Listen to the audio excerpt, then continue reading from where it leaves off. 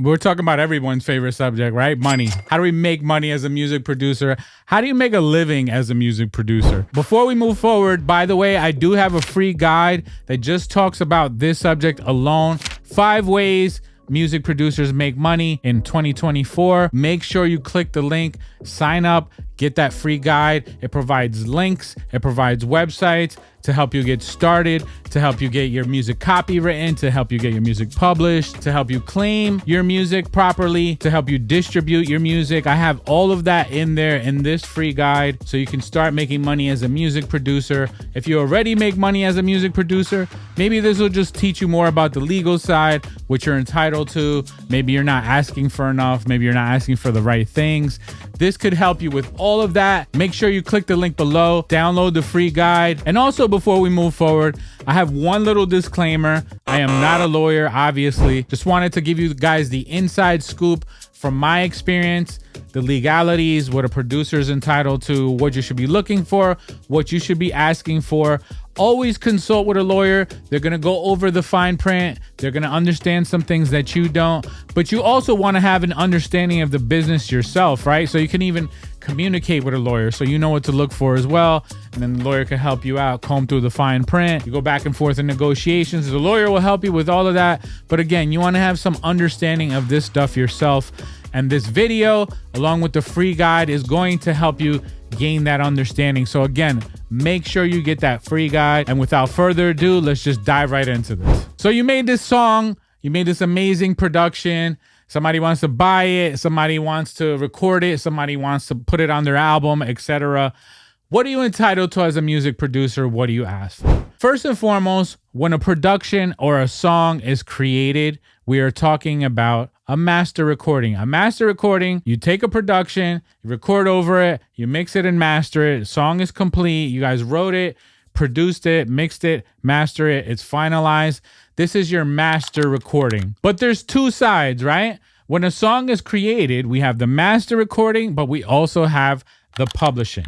The publishing is who is involved with the writing. This could be lyrics, melodies, top lines, the production, the chords, the arrangement, the song composition, the whole 9 yards. Everyone that was involved with putting this song together, writing this song, is going to get a percentage of the publishing. But before we dive deeper into the publishing, let's talk about the first way a producer gets paid. In advance. In advance, this is the one we all like, right? We don't got to wait for our money. It's not back end 3 months later. It's not royalties. This is somebody paying you upfront for your production, right? Nowadays, we could sell music in a couple different ways. We have the exclusive, and then we also have leasing. Now, those are 2 different cases, and in those 2 different cases, you're going to ask for 2 different advances. First, let's talk about the exclusive. The exclusive is when somebody buys a production outright. That means you're transferring ownership of the master to that person. That person will now own that production and own that master, which is why usually an exclusive, the advance is a little bigger. We could be talking about 500, 1,000 to 5,000 to 10,000, depending on your demand as a producer, depending on what you, your management, and your lawyers ask for. We could be talking about a lot of money for an exclusive. Back in the day, your super producer used to get $150,000 for a production. It depends on where you are as a producer, but let's say we can start with around 500, 1,000, $1,500. Since you're transferring ownership of this master to the artist or their label or their manager, you're going to ask for a decent amount up front. Now, if they're leasing the production, the difference with leasing, you find this business model a lot on popular beat sites like beatstars.com and things like that. That means you can sell that production to multiple parties, but you as the producer, you maintain ownership of that production. That's why the advance is a lot smaller. There are a few benefits to leasing your productions because they still do have the option to buy in the end. If the song blows up, takes off, they can come back to you, buy the exclusive, give you a bigger advance, and then the production is theirs.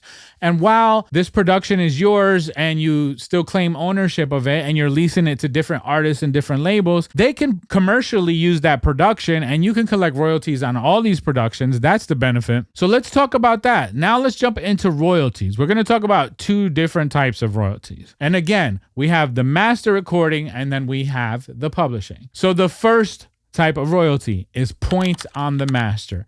Since you transferred ownership of this master when they gave you that big advance, Now you have points on the master. Usually a producer is entitled to 3-4 points on the master. And what it means to have 4 points on the master is basically a mechanical royalty. What we mean by mechanical royalties, we're talking about the sales of the master. We're talking about the streaming of the master.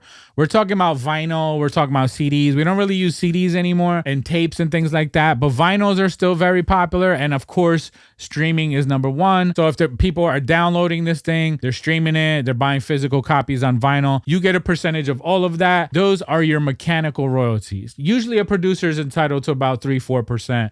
So you'll see that standard on most contracts. Now, if you're leasing the production, you can talk about something similar. You can talk about 3-4 points on all different masters for every person that's leasing it, while you still maintain ownership of this production. So that's another benefit of leasing. Even though the advance is smaller, you can collect a lot more on the back end. So we talked about advances, we talked about points on the master. Now let's get into publishing. Before we get into publishing, I want to make sure you guys are signed up to your PROs, performance rights organizations, because when we're talking about publishing, we're talking about performance rights. What are performance rights? If your music is being used on shows, video games, television, movies, played on the radio, these are your performance rights. Even live music venues, even nightclubs, major nightclubs, they have to pay these performance rights organizations.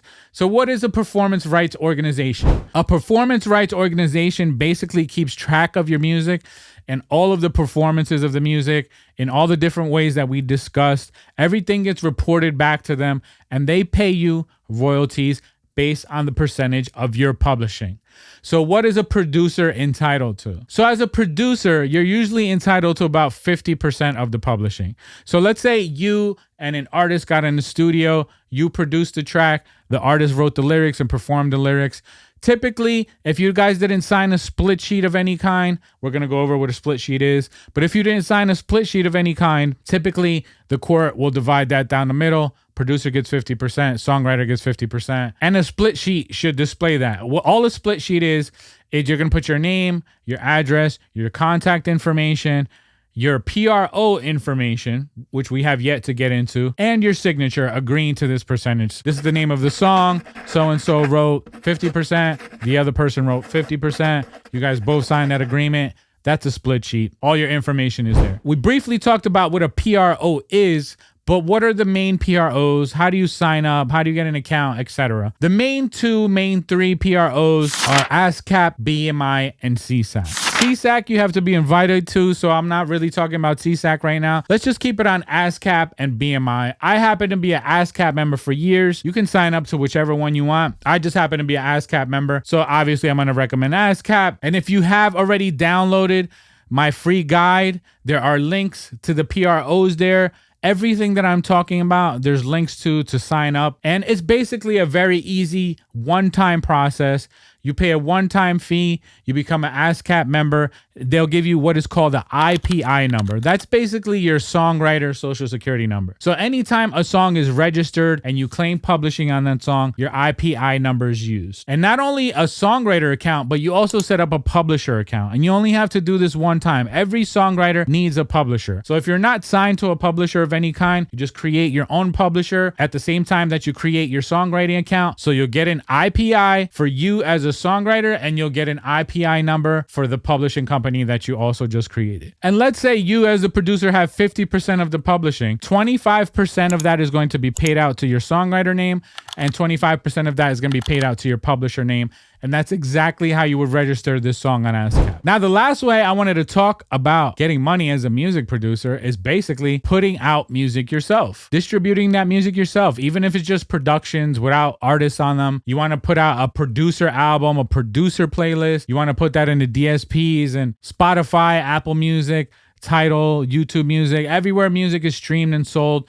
You want to put out producer albums. That'll do a couple of different things. You maintain ownership of all of those productions. You collect royalties on all of that streaming and all of those sales. You promote yourself as a music producer. So how do you do that? How do you go about doing that? Well, one thing we didn't talk about yet is how do you claim ownership of the music in the first place, right? We didn't talk about copyrights. So once the music is created, you can copyright that music yourself. And the way you do that is by going to a government website called copyright.gov. That link is also in the free guide. So make sure you get that free guide one more time. Once you copyright your music, this is going to prove that you created that music, you own that music, the date you created that music. It'll have all of that in your copyright certificate. And now the next step, what you can do is set up distribution. You can set up distribution through various aggregators that'll put you in all online stores. Some popular ones are DistroKid, TuneCore, United Masters. Again, I have links to all of those in the free guide. You can register for one of those. I happen to use DistroKid myself. Now let's say you copyrighted that album, you set up an account with DistroKid, and now you want to distribute it. You want to upload that playlist to DistroKid with some nice cover art. You set your release date a couple weeks from now. At that point, they're going to give you two codes, an ISRC code and a UPC code. An ISRC code basically stands for International Standard Recording Code. A UPC code is a universal product code. You're going to need those codes for later because those codes, once you publish and distribute your music, those codes help all of these websites, the PROs, everyone find your music, track the performance of your music. So those codes are important. Now let's say you're an ASCAP member. We're going to put all of this information into ASCAP. We're going to give ASCAP all of our publishing percentages, the ISRC code for the album, which will help them track the album. So now we copyrighted the album. We distributed the album and set a release date. We claimed our publishing through our PRO. And now we're pretty much set. But there are other sites like Sound Exchange and Song Trust that help you collect any additional digital royalties that are out there. Any other where the song is being used and performed, they help you track all of that. Links to those websites are also on the guide. Another last thing you can do, you can register the song to sites like Mediabase. If you plan on getting radio spins for this music and you want to track those radio spins, that's free to do. You can just upload the song right to Mediabase. The registration form, I have that in the guide as well. Make sure you guys are downloading this guide. Everything that we're talking about, the PROs, the distribution services, the copyright website, Song Trust, Sound Exchange, Mediabase, that's all in the guide. Make sure you guys get this guide. Now let's talk about sampling, because if you use any samples in any of these productions, we're going to have to talk about this as well. Nowadays, people tend to use two different types of samples. We're talking about our royalty-free sample, and then we're talking about a sample that if we sampled off an old vinyl, an old record, and we just flip that sample, what kind of rights do we have? How do we clear these things? How do we legally clear these things? Pay them properly, collect our money, do it all legal so nobody comes after you later. Don't get yourself into trouble. Don't get your music taken down, etc., right? Well, first, let's talk about what a royalty-free sample is. You have royalty-free samples on sites like Splice.com. I know a lot of producers use Splice. I use Splice. I've had productions that have been signed that I use Splice. There's nothing wrong with using royalty-free samples, but I highly suggest you customize them, chop them up, change the key, transpose it, make it your own. Really customize it, because a lot of people are going to be using these same samples. You don't want to run into copyright issues later. You don't want other productions sounding exactly like yours. So be as creative as possible with these royalty-free samples. But what does a royalty-free sample mean? Well, we went over ways that you collect royalties, right? We went over points on the master, mechanical royalties versus publishing royalties. What a royalty-free sample is, they created this sample and they don't expect you to pay out any royalties, and they don't expect to take any ownership of this either. Now, of course, different sample sites are different, but I'm talking about Splice specifically. Their policy tends to be they're paying the creator of the sample through your subscription and through your download. So the creator of these samples is already getting a royalty through your subscription and through your download. So they're being paid, so they're not asking you for points on your master. They're not asking you for publishing percentages or for you to pay out any royalties. And this is what we mean by a royalty-free sample. Now, if we're just talking about sampling in general, you took a piece of an old record, you flipped that, you chopped it up. Obviously, that gets a little more complicated because, again, going back to the beginning, we're talking about the fact that you need to clear two things. You need to clear the master recording and you need to clear the publishing side, right? And there's companies, the one I'll recommend that the industry uses a lot, called DMG clearances. They're very helpful, very professional. They clear a lot of samples for a lot of big records. That company is also in the guide. So again, you have to clear two things. You have to clear the master recording and you have to clear the publishing side. Sometimes they ask for an advance. Sometimes it's a large advance. Sometimes it's a small advance. It really depends on the person. It really depends on the project that you're working on. If they love the project, if they enjoy the project, if they want to be part of the project. Depends on all of these factors. Again, there's no standard. This just goes into negotiations, and they could ask you for an advance, or they could not ask you for an advance, or they could ask you just for a chunk of the publishing.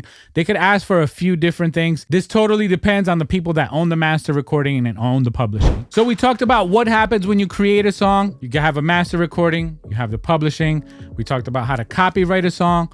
We talked about how to claim your publishing. We talked about how to distribute a song. We talked about how to sell an exclusive versus how to lease a production. We talked about the type of royalties that you're entitled to, and two different types of royalties: mechanical royalties and publishing royalties. And we even talked about sampling, royalty-free samples versus sampling off an old record. And another way to make money, last suggestion, is you create your own royalty-free sample packs, and you could sell those through sites like Splice and sites like Waves. I'm giving you links to all of that in the guide. Once again, make sure you guys get this guide. Everything we discuss in this video is in the guide, and links to everything is in the guide. Make sure you guys get that guide. I hope you guys learned a lot on this video, but at the end of the day, I am not a lawyer myself. I'm just giving you guys some guidance, some understanding, so you guys know what you're getting yourself into. You guys know what to look for. You guys know how to get paid, what you should be expecting as a music producer. If you guys want me to make more videos on these type of topics, the legalities, the business side of the music, just let me know in the comments. I definitely would love to share more of this with you guys and make more videos like this. I hope you guys learned a lot on this one. If you have any other questions about this subject, leave them in the comments. Make sure to like, subscribe, hit that bell. See you guys next time. Costa Sound TV.